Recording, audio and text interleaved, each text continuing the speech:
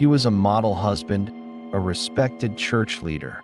But at night, he bound, tortured, and killed without mercy. For nearly 30 years, Wichita lived in fear, unaware the killer sat beside them at church every Sunday. He called himself BTK, bind, torture, kill. A Zodiac Killer copycat, colder, more calculated. You're about to enter one of America's most chilling crime files. Make sure to subscribe so you won't miss more true crime investigations.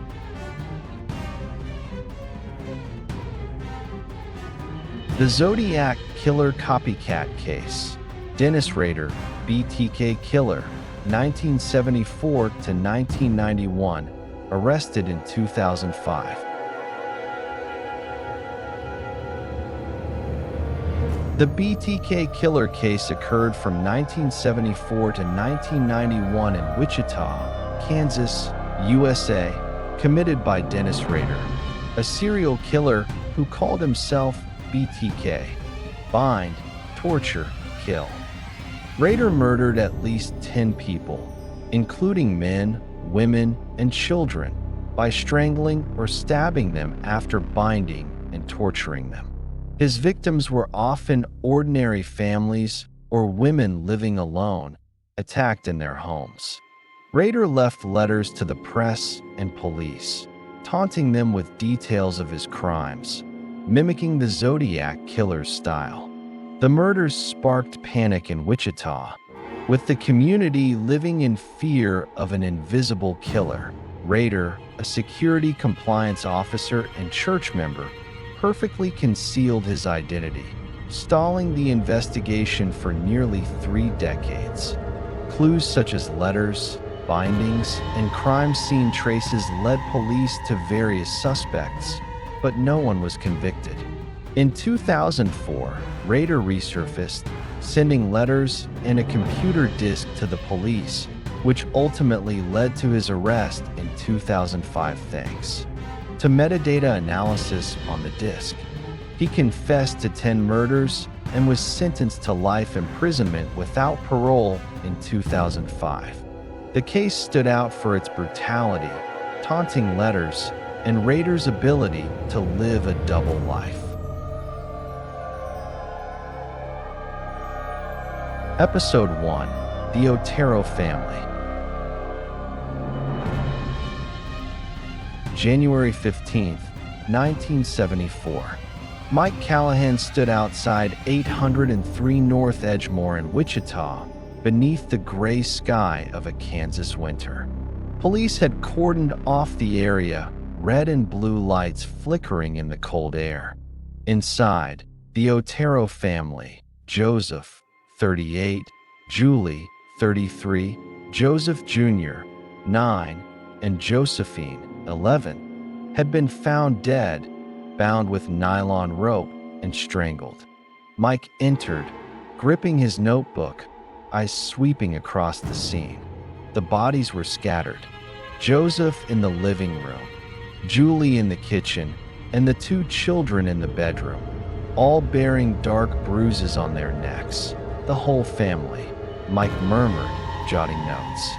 White nylon cords tightly bound the victims' necks and limbs, cleanly cut and left on the floor. A small pocket knife, blade sharp, lay near Julie's body. Mike knelt, noticing little sign of struggle. He had total control, he told Young. Officer Tom Larson. A scrap of paper, handwritten in black ink, was tucked beneath the sofa. I will strike again. BTK. Mike sealed the note in a plastic bag, heart pounding. He wants us to know, he thought. At the Wichita morgue, forensic pathologist Dr. Harold Weber examined the Otero family's bodies under fluorescent lights. Mike stood nearby, eyes sharp. All died by strangulation with nylon cord, Weber said, pointing at the bruises around. Joseph's neck.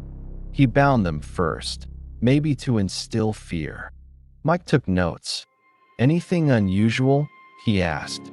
Weber indicated a small cut on Julie's hand. She tried to fight back, but not for long. The killer was strong and skilled. With knots, he examined Josephine and found traces of semen on her clothing. "We can analyze this, but current tech won't identify DNA," Weber said. Mike nodded, noting the nylon rope and pocket knife. "He left the knife on purpose," he said, "like a signature." Leaving the morgue, Mike felt a heavy weight. He ordered checks on stores selling nylon cords in Wichita, hoping to trace their origin. He planned this carefully, he muttered, stepping into the foggy street.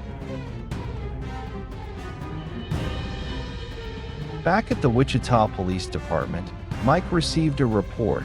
A letter had arrived that morning at the Wichita Eagle, written in black ink, signed BTK. The letter described the Otero murders in detail, how the killer cut the phone line, bound each victim, and strangled them. "I enjoy the feeling of control," it read. "Police won't catch me. Wichita is my playground." Mike read it, fists clenched. "He's challenging us," he told Larson. He compared it with the note from the scene. "Same ink, same tone," Mike said. He ordered handwriting analysis, though he knew tracing the source would be tough. A neighbor, Carl Reed, reported seeing a tall man, about 30 years old, in a dark jacket near the Otero house early on January 15th. "He looked normal, like an office worker," Reed said. Mike took the description, suspecting the killer was local, blending into the community. Mike canvassed the neighborhood for more leads. A young woman, Nancy Fox, who worked nearby, said, "I saw a strange guy hanging around a few days ago. Tall, brown hair, stared at me weirdly." Mike made notes, feeling the trail warming up, though Wichita still felt like a maze. At the station, Mike faced mounting pressure from the press.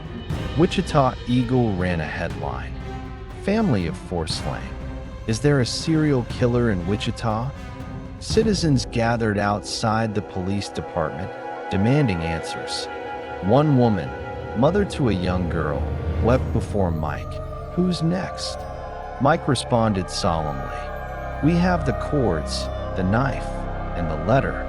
He won't get away." He met with a newly formed task force, led by Police Chief Richard Lemunyon.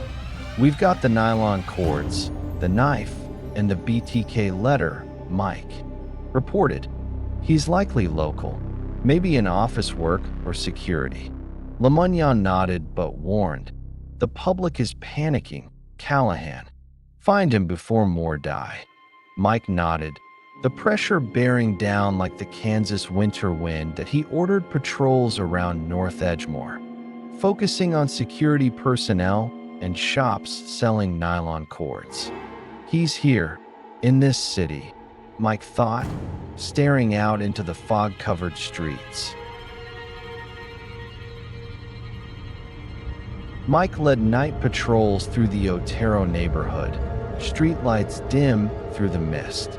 In an alley near the Otero home, he spotted a piece of white nylon cord, same type as the crime scene, discarded in a trash bin. He came back, Mike muttered, carefully bagging the sample. Nearby, a small note in black ink read, "Still hunting, detective." Mike gripped it tightly, heart racing. "He knows me." He thought that a noise echoed in the alley. Footsteps. Mike drew his gun, pulse quickening, but saw only a blurry figure disappear into the darkness. "He's close," he told Larson, eyes hard. Back at the station, lab reports confirmed the nylon cord was a common type, sold widely in Wichita. The new note matched BTK's handwriting. Mike jotted more notes, deciding to focus on security workers and those skilled with knots, though he felt the killer was luring him into a deadly game. After the Otero family murders, Mike Callahan concluded the killer was a local with knot-tying skills, fully integrated into the community, nylon cords, the knife, and BTK letters as key evidence. In 1977, the murder of Kathryn Bright and another BTK letter sent to the press escalated Wichita's fear. Mike interrogated a new suspect, security officer Dennis Rader, but his alibi temporarily shielded him. Pressured by media and community alike, Mike found himself racing against time. Realizing BTK was turning Wichita into a deadly playground, and he still lurked in the shadows.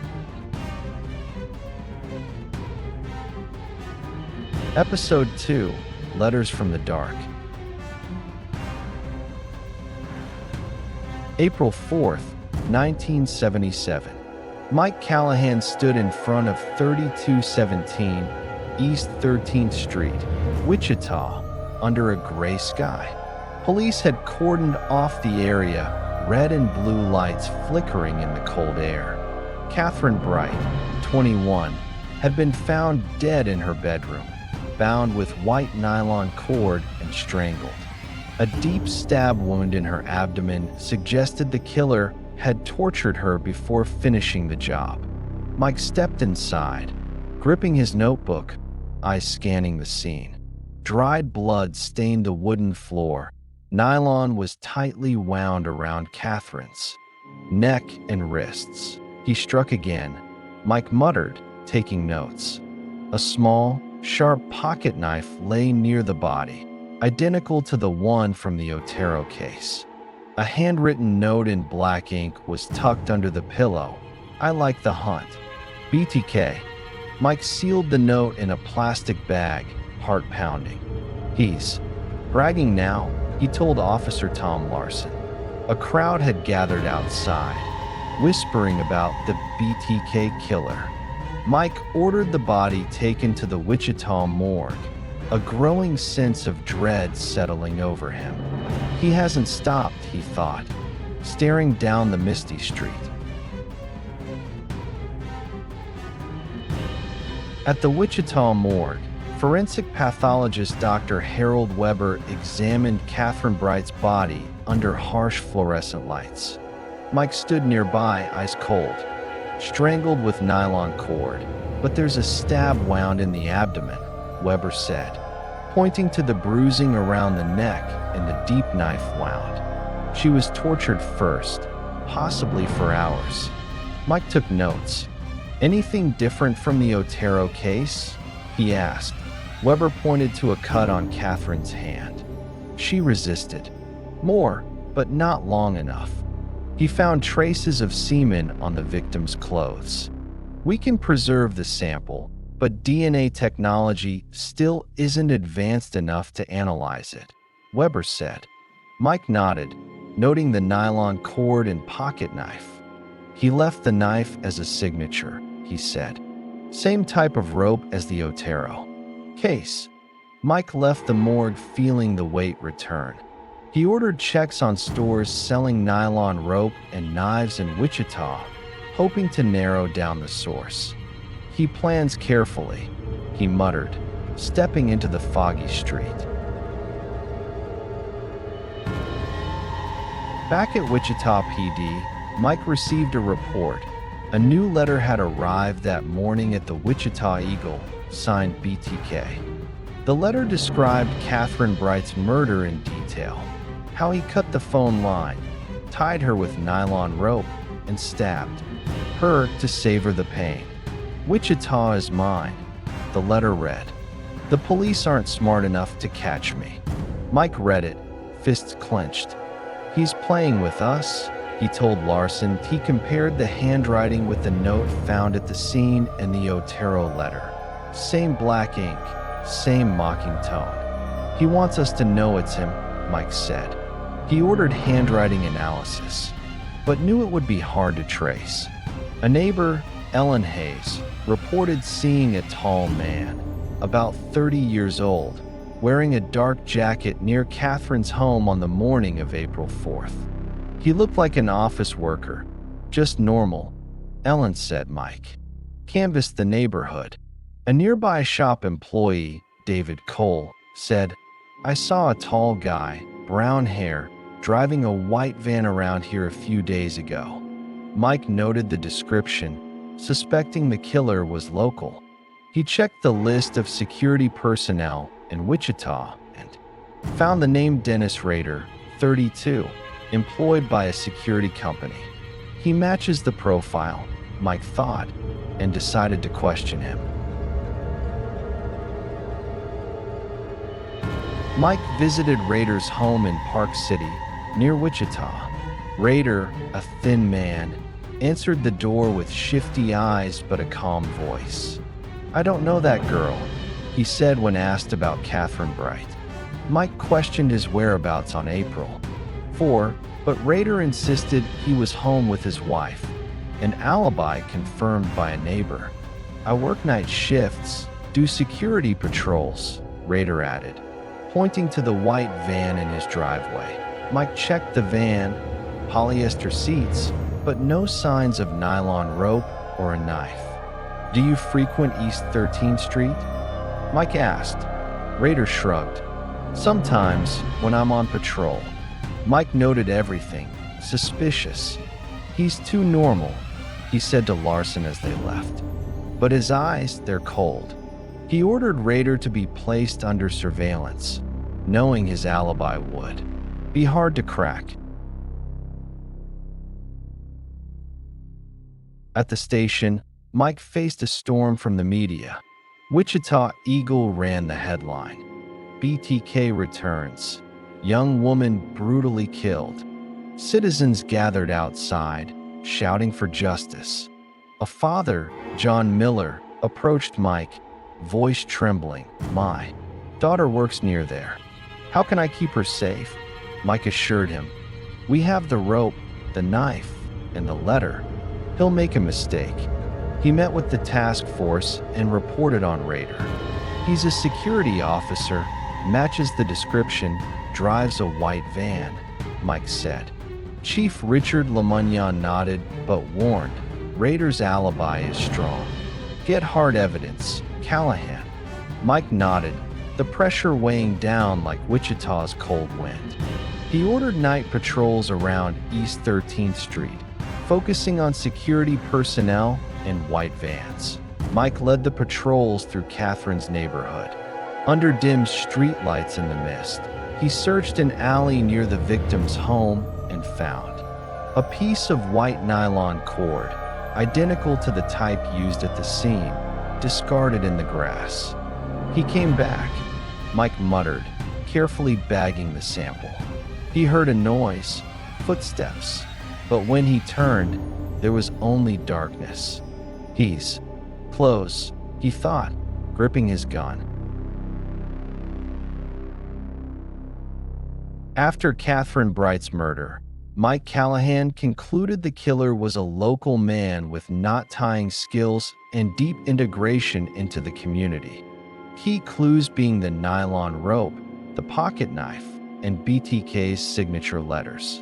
In 1985, the murder of Maureen Hedge sent Wichita into deeper panic as BTK sent another gruesome letter.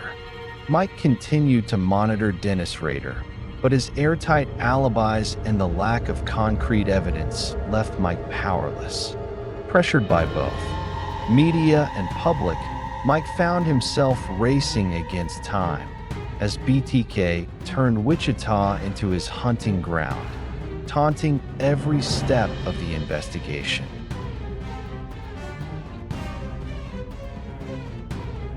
Episode 3: Hopeless Hunt.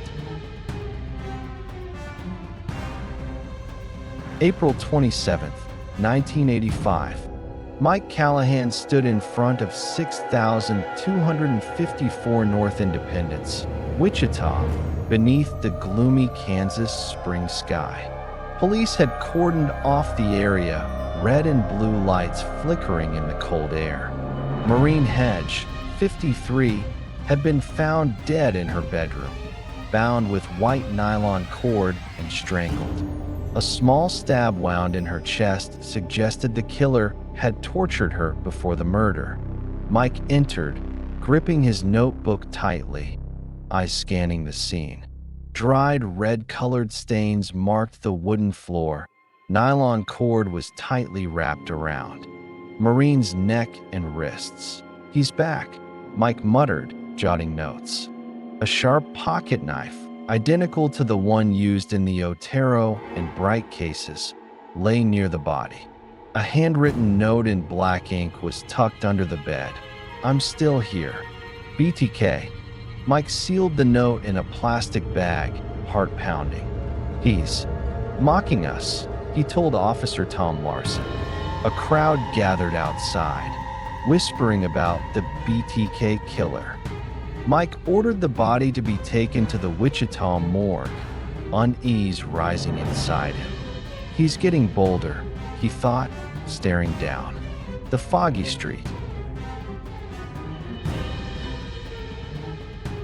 At the Wichita morgue, forensic pathologist Dr. Harold Weber examined Maureen Hedges' body under fluorescent lights.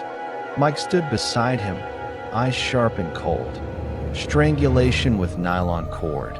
The stab wound in the chest is secondary, Weber said, pointing at the bruising around the neck and the shallow knife wound. He tortured her, maybe to prolong the fear. Mike took notes. Anything different from the previous cases? Weber pointed to a small scratch on Marine's hand. She tried to fight back, but not for long. He found traces of semen on her clothing.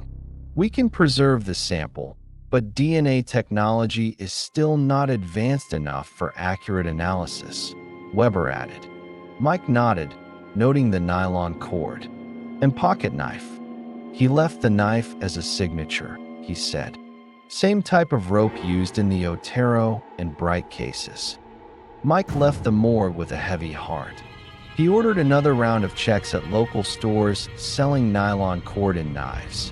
In Wichita, hoping to trace the source. "He's too careful," Mike muttered as he stepped back into the mist-covered street. Mike focused on Dennis Rader, his longtime suspect since the Kathryn Bright case. After witnesses described a tall man driving a white van near the crime scene. He went to Rader's home in Park City, near Wichita. Now 40, Rader opened the door, his eyes evasive but his voice calm. "I didn't know Miss Hedge," he said when Mike asked. Mike inquired about the night of April 26th, when Maureen went missing. Rader claimed he was at church, volunteering, and both his wife and pastor confirmed it. "I'm a man of the community," Rader said with a faint smile. Mike inspected Rader's white van, polyester seats, but no signs of nylon or a knife. "Do you frequent the Independence area?" Mike asked. Rader shrugged. "Occasionally. On patrol." Mike took notes, uneasy. "He's too perfect," he told Larson afterward. "But his eyes, they feel emotionless." He ordered close surveillance on Rader, but the solid alibi stalled any arrest that a new witness, Susan Clark, a neighbor of Marine's, reported seeing a tall man with brown hair and a dark jacket near Marine's house on the night of April 26th.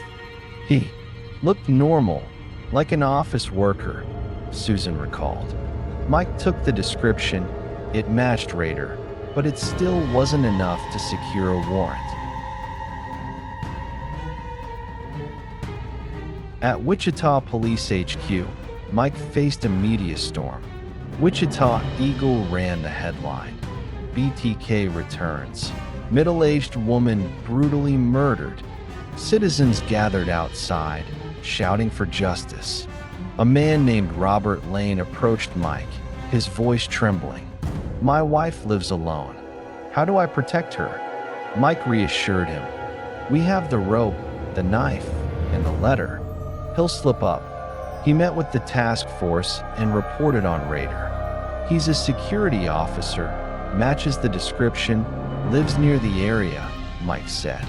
Police Chief Richard Lemonnier nodded, but warned, Rader's alibi has been verified. Get concrete evidence. Callahan, or the public will lose faith. Mike nodded, feeling the pressure bearing down like Wichita's cold wind.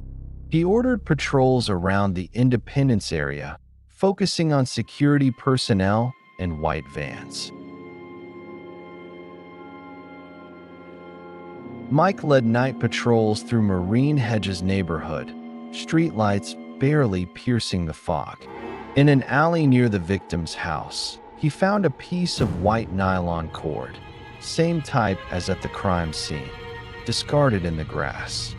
He came back, Mike muttered, carefully sealing the sample. Nearby, he discovered a small note written in black ink. Keep hunting, detective. Mike clutched the note, heart pounding. He's watching me, he thought he heard a sound in the alley, footsteps. Mike drew his gun, heart racing, but only saw a faint shadow vanish into the darkness. He's close, he told Larson, eyes sharp. Back at HQ, the lab reported the nylon was a common type sold at many local stores. The handwriting on the new note matched the BTK letters. Mike jotted notes, determined to focus more intensely on Rader and other security workers, but he couldn't shake the feeling that the killer was leading him into a dead-end game. After the murder of Marine Hedge, Mike Callahan concluded the killer was a local man, skilled in knot tying and deeply embedded in the community. Key clues being the nylon rope, the knife, and the signature BTK letters. In 1986, the murder of Vicki Wenzl plunged Wichita into deeper despair as BTK sent a new letter with even more horrifying details. Mike continued monitoring Dennis Rader, but his alibis and the lack of concrete evidence left Mike powerless. With media and public pressure mounting, Mike found himself pushed to the edge, realizing BTK was turning Wichita into a playground of death and still thrived in the shadows, defying every effort to stop him. Episode 4: Deadly Silence. September 16, 1986. Mike Callahan stood outside 2404 West 13th Street, Wichita, under the gloomy autumn sky of Kansas. Police had sealed off the area, red and blue lights flashing in the cold air. Vicki Wenzl, 28, had been found dead in her bedroom, bound with white nylon cord and strangled. A small stab wound in her chest indicated that the killer had tortured her before killing her. Mike entered the home, gripping his notebook tightly, eyes scanning the scene. Dried red-colored stains marked the wooden floor. Nylon cord was tightly. Wound around Vicky's neck and wrists. He hasn't changed, Mike muttered as he took notes. A small, sharp pocket knife lay near the body, identical to those used in previous murders. A handwritten note in black ink had been tucked beneath a drawer. I'm still in control. BTK. Mike sealed the note in a plastic evidence bag, heart pounding. He's laughing in our faces, he told Officer Tom Larson. A crowd had gathered outside, whispering about the BTK killer. Mike ordered the body to be sent to the Wichita morgue, a growing sense of unease inside him. He's getting bolder, he thought, staring down the foggy street. At the Wichita morgue, forensic pathologist Dr. Harold Weber examined Vicki Wenzl's body under fluorescent lighting. Mike stood by, his eyes cold and sharp, strangulation with nylon cord. The chest wound is secondary, Weber said, pointing to the bruising around her neck and the shallow stab mark. He tortured her, probably to prolong the pain. Mike took notes and asked, "Anything different from the Hedge case?" Weber pointed to a small scratch on Vicky's hand. She tried to fight back, but not for long. He found traces of semen on her clothing.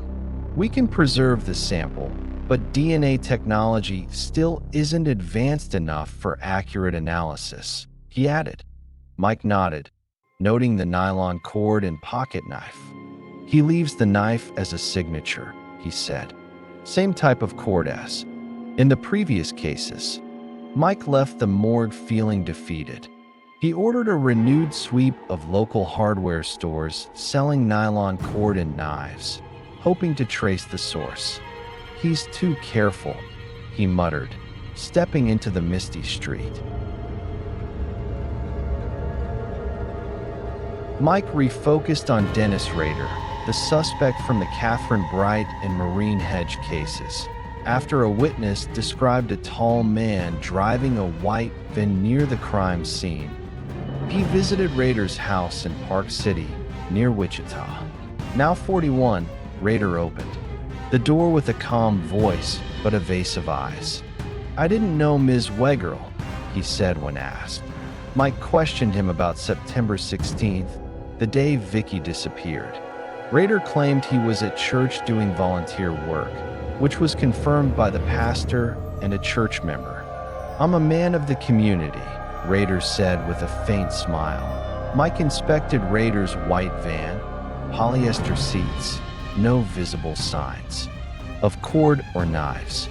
"Do you often visit the West 13th Street area?" Mike asked. Rader shrugged. "Occasionally, when on patrol." Mike noted it down, suspicion lingering. "He's too perfect," he told Larson afterward. "But his eyes, they're soulless." He ordered continued surveillance on Rader, though the suspect's solid alibi complicated matters that a new witness, Laura Evans, a neighbor of Vicky's, reported seeing a tall man with brown hair and a dark jacket near the house that morning. "He looked normal, like an office worker," Laura said. Mike took the description. It matched Rader, but still wasn't enough to obtain a warrant. At the Wichita Police Department, Mike faced a media firestorm. The Wichita Eagle ran the headline. BTK strikes again. Young woman murdered. Citizens gathered outside police headquarters, shouting for justice that a woman named Sarah Thompson approached Mike, voice trembling. "My sister lives alone. How can I protect her?" Mike reassured her. "We have the rope, the knife, and the letter. He'll slip up." He briefed the special task force about Rader. "He's a security officer, fits the description, lives nearby," Mike said. Police Chief Richard Lemonnier nodded, but warned Rader's alibi checks out. "Find solid evidence, Callahan, or we'll lose public trust." Mike nodded, the weight of Wichita's cold wind pressing down on him. He ordered increased patrols in the West 13th Street area, focusing on security personnel and white vans. Mike led night patrols through Vicky Wenzl's neighborhood, the streetlights dimmed by thick fog. In an alley near her home, he found a piece of white nylon cord discarded in the grass, identical to the type used at the crime scene. "He came back here," Mike muttered, sealing the sample. Nearby, he spotted a small piece of paper with black ink. "Wichita is mine, detective." Mike clutched the note, heart pounding. "He's watching me." He thought he heard a noise in the alley, footsteps. Mike drew his gun, pulse racing, but only saw a faint shadow vanish into the darkness. "He's close," he told Larson, his gaze sharp. Back at HQ, the lab confirmed the nylon was a common type sold at multiple stores. The handwriting matched previous BTK letters. Mike took more notes, determined to increase surveillance on Rader. But he couldn't shake the feeling that the killer was deliberately leading him into a trap. After this case, the murders seemed to stop. But Mike feared BTK had not disappeared, only retreated, preparing for something far more terrifying. After the murder of Vicki Wenzl, Mike Callahan concluded the killer was a local man with knot-tying skills who blended into the community. The consistent use of nylon cord, a knife, and the BTK letters were crucial clues that in 1991, the murder of Dolores Davis marked BTK's chilling return after 5 years of silence, plunging Wichita back into darkness. Mike continued to monitor Dennis Rader, but the suspect's alibis and lack of concrete evidence left him powerless. Pressure from the media and public pushed Mike to the brink as he realized BTK was turning Wichita into a deadly playground, and the silence was just the beginning of a larger plan. Episode 5: Cold Trace. January 19, 1991. Mike Callahan stood outside the house at 6220 East 21st Street, Wichita, under Kansas's bleak winter sky. Police had cordoned off the scene, red and blue lights flashing in the cold air. Dolores Davis, 62, was found dead in her bedroom, bound with white nylon cord and strangled. A small stab wound in the chest suggested the killer had tortured her before ending her life. Mike stepped in, notebook in hand, eyes scanning the scene. Dried red-colored stains marked the wooden floor. Nylon cord tightly bound Dolores's neck and wrists. "He's back after 5 years," Mike muttered as he took notes. A small pocket knife lay near the body, just like the ones used in the Otero, Bright, Hedge, and Wenzl cases. A handwritten note in black ink had been stuffed under a cabinet. "I still control Wichita. BTK." Mike sealed the note in a plastic evidence bag, heart pounding. "He never stops," he told Officer Tom Larson. A crowd had gathered outside, whispering about the BTK killer.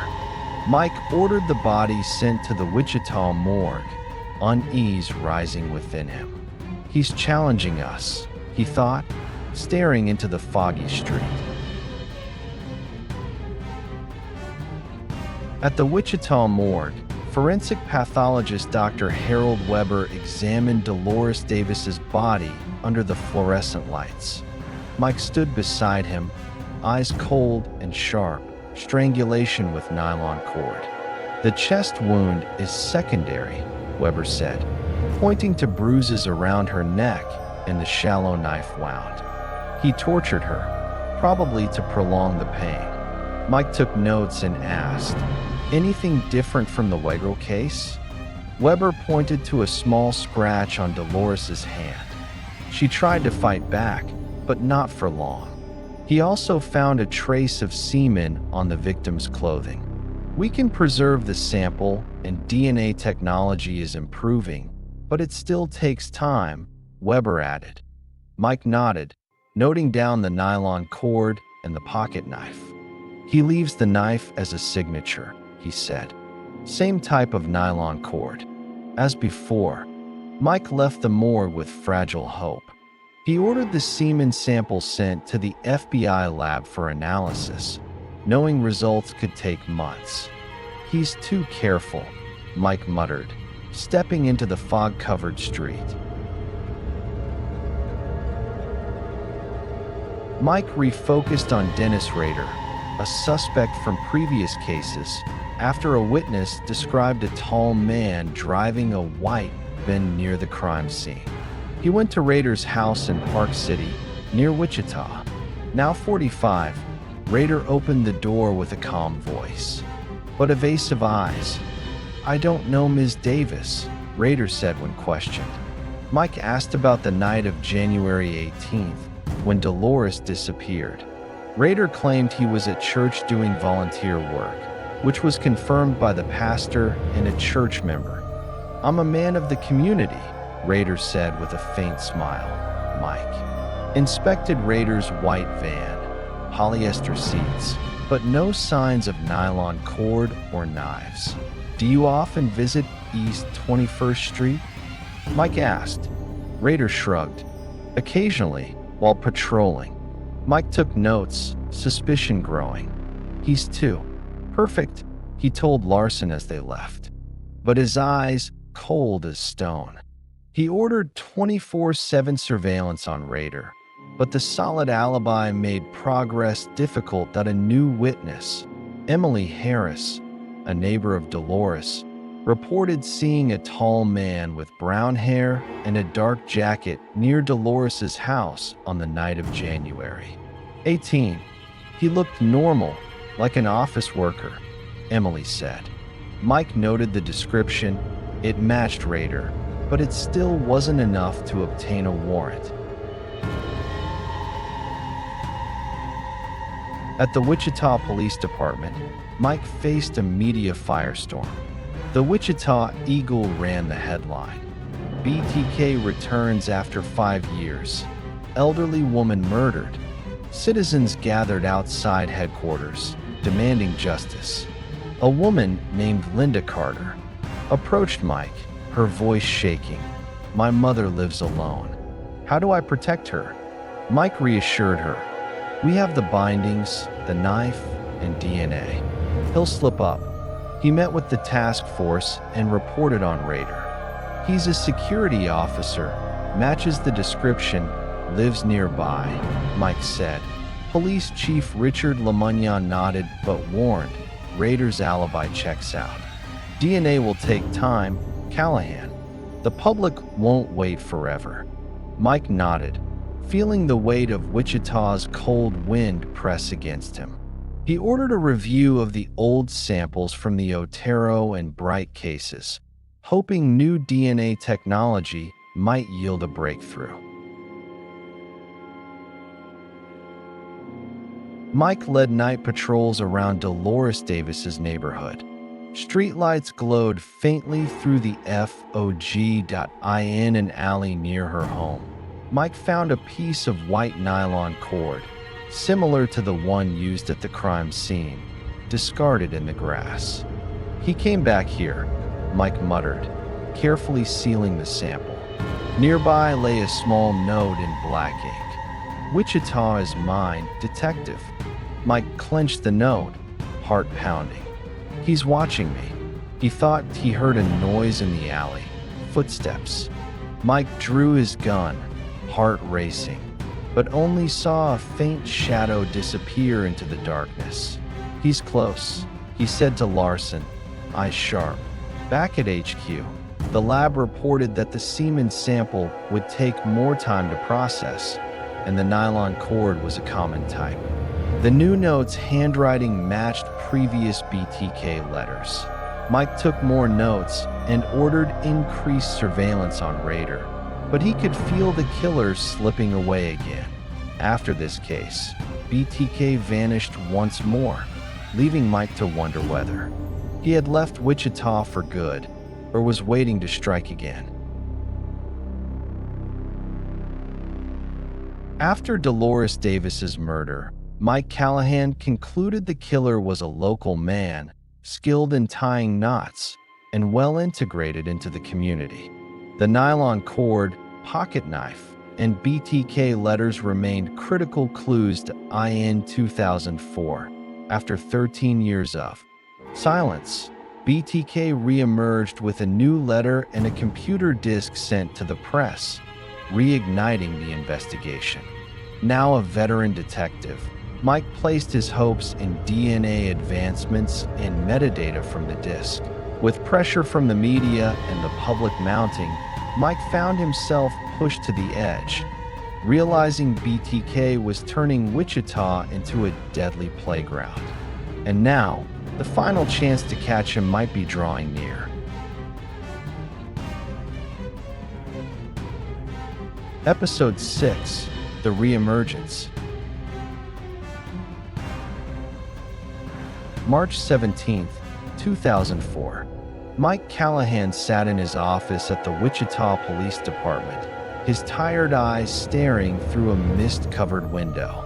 That morning, a parcel had arrived at the Wichita Eagle, containing a handwritten letter signed BTK in black ink, along with a computer disk. The letter described in disturbing detail the murders of the Otero family, 1974, Kathryn Bright, 1977, Maureen Hedge, 1985, and Dolores Davis, 1991, including information only the killer could know, the positioning of the bindings, the type of pocket knife, and how he tortured the victims. "I'm still here," the letter read. "Wichita remains my playground." Mike read in silence, clenching his fist. "He's back. After 13 years, he whispered, heart pounding. The disc contained crime scene photos and a document repeating the letter's contents. "He wants to brag," Mike told Officer Tom Larson, now his longtime partner. He ordered the disc sent to the FBI lab for metadata analysis, hoping to trace its origin. Outside the station, a crowd had gathered, whispering about the return of the BTK killer. Mike felt time slipping away. "He's daring us," he thought, gazing down the foggy street. At the FBI lab in Kansas City, technician Sarah Mitchell examined the disc under Mike's watchful eye. Metadata from the Word document shows it was created on a computer at the Lutheran Church in Park City, Mitchell said. "Username, Dennis." Mike wrote quickly, his pulse rising. "Dennis Rader," he murmured, recalling the suspect from earlier cases. The letter's handwriting matched previous BTK letters, and its content aligned with autopsy reports from the Otero, Bright, Hedge, and Davis murders. Mitchell also tested semen samples preserved from the 1974 to 1991 crime scenes.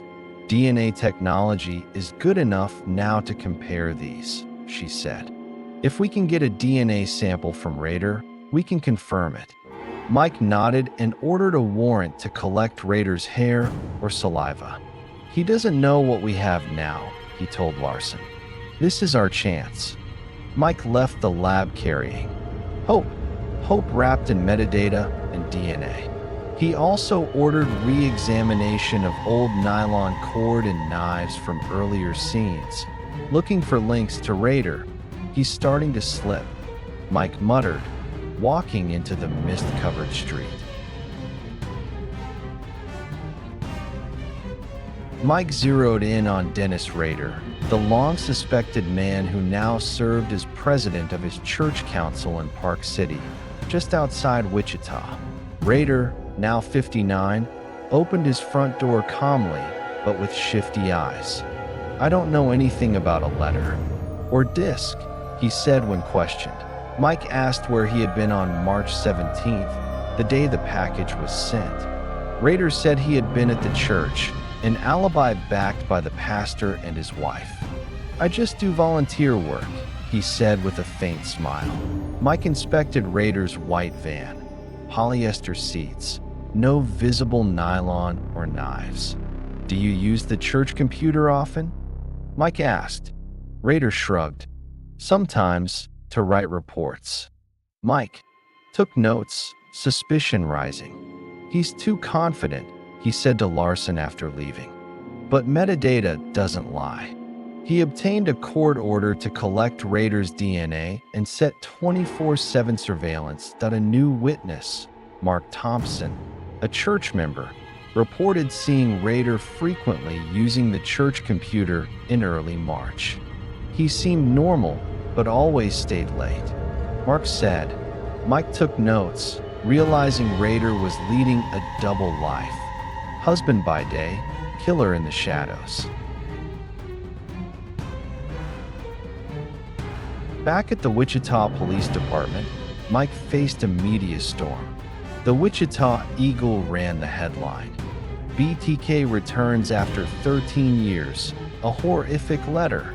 Citizens gathered outside headquarters, shouting for justice. A woman named Ellen Carter approached Mike, voice trembling. "My daughter lives alone.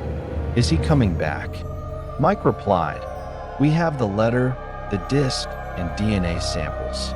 He won't escape." He briefed the task force on Rader and the metadata. He used the church's computer, matches the profile, and lives near the crime scenes, Mike explained. Police Chief Richard Lemunyon nodded, but cautioned, "We need a full match, DNA and metadata. The public wants answers now." Mike agreed, feeling the pressure settle like the cold Wichita wind. He ordered a fresh review of all previous evidence, hoping DNA would finally unlock the truth. Mike led night patrols around Park City, near Rader's home. Streetlights glowed dimly in the FOG.in, an alley near the Lutheran church. Mike found a piece of white nylon cord tossed in a trash can, identical to what had been used at BTK crime scenes. "He's still around," Mike muttered, carefully bagging the sample. Nearby lay a slip of paper, black ink scrawled across it. "Detective, you're close, but not close enough. BTK." Mike clenched the note, heart pounding. "He's playing with me," he thought. Footsteps echoed through the alley. Mike drew his gun, pulse racing, but saw only a blurry figure vanish into the shadows.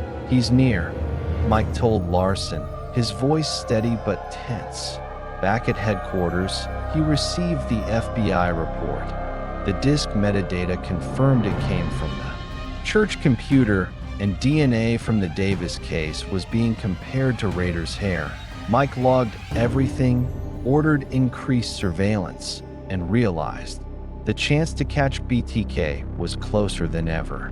But the killer still moved like a ghost in Wichita's fog.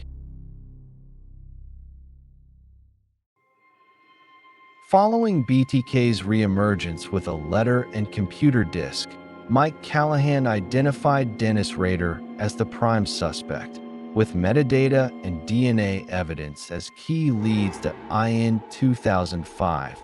DNA results from old crime scenes matched Rader's profile, providing the long-awaited breakthrough. During the final interrogation, Rader confessed to 10 murders, revealing the full scope of his brutality. Pressure from the media and the community pushed Mike toward a bittersweet victory. As he confronted the horrifying truth about BTK's victims and depravity in the final episode, Mike will face Rader in court, seeking justice, yet haunted by the question, did all of BTK's crimes truly come to light? Episode 7, Justice in Wichita. February 25th, 2005. Mike Callahan stood outside the Lutheran Church in Park City near Wichita, his heart pounding.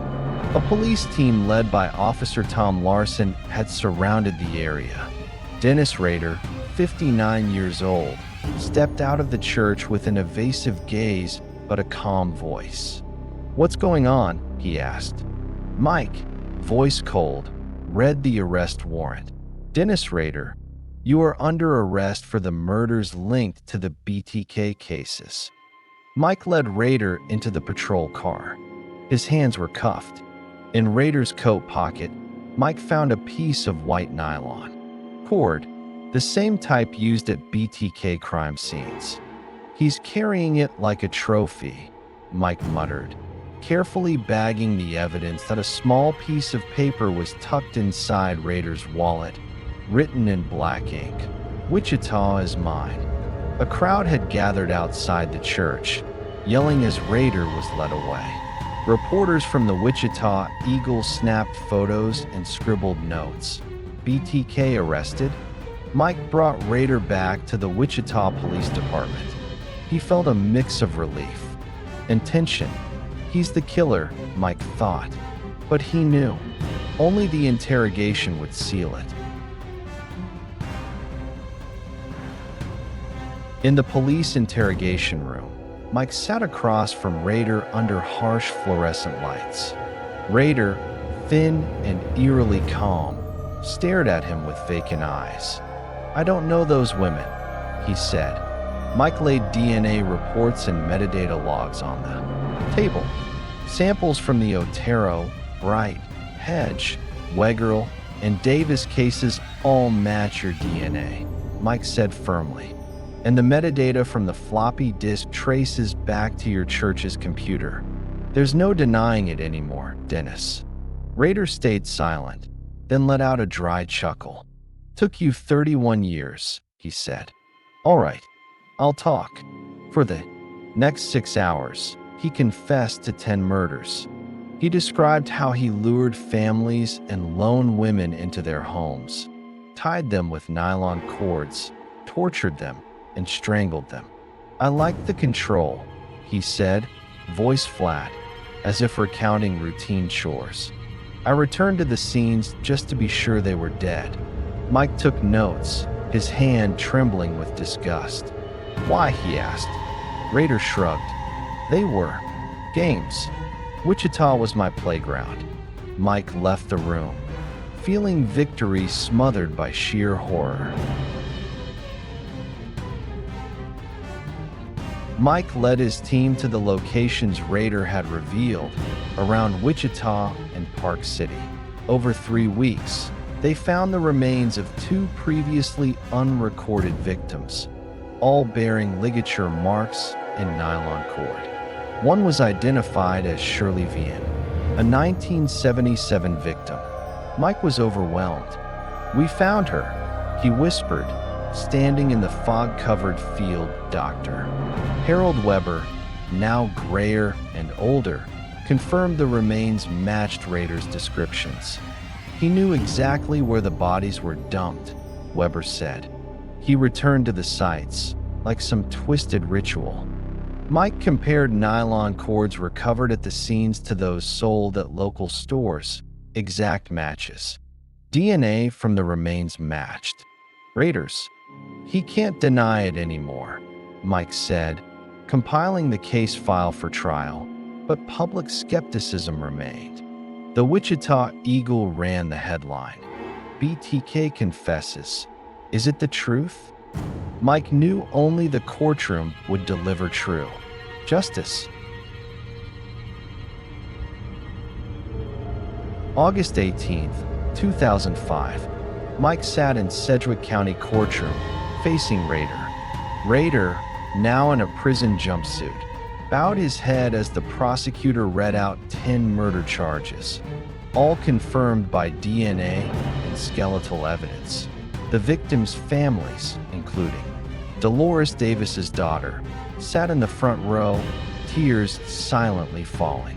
She looked at Mike and nodded, a quiet thank you. Under a plea deal to avoid the death penalty, Rader repeated his confession, recounting the killings with chilling detachment.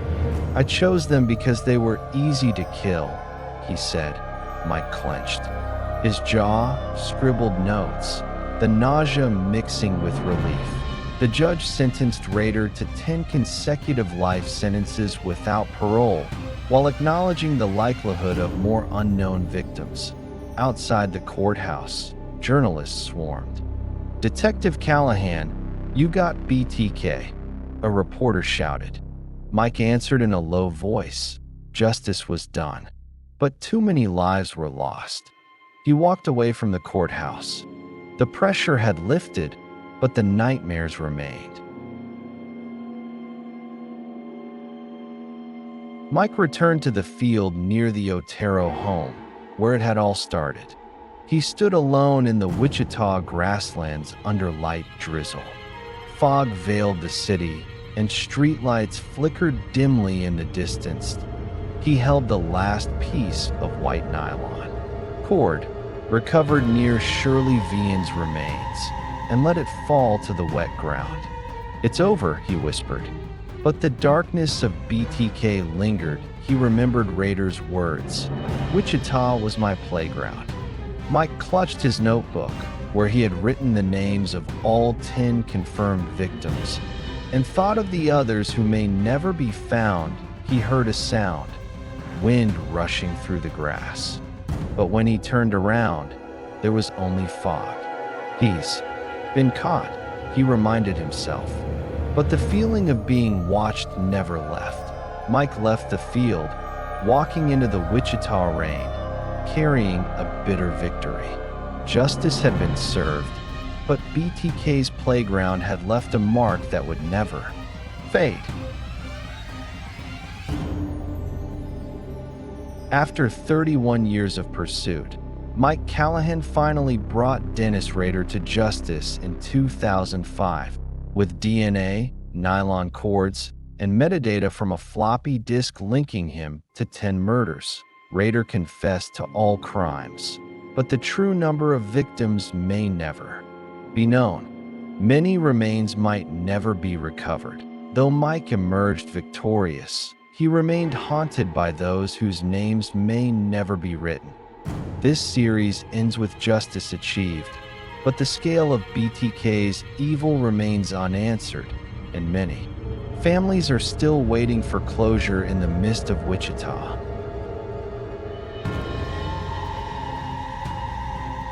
Dennis Rader was caught. Justice was served.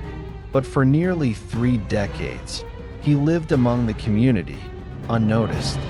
1 man, 2 faces, 10 victims, and countless nightmares that still linger. If this story made you think, please like the video, share it with others, and subscribe to the channel for more true, strange, and haunting crime stories from around the world. Thank you for watching. See you in the next video.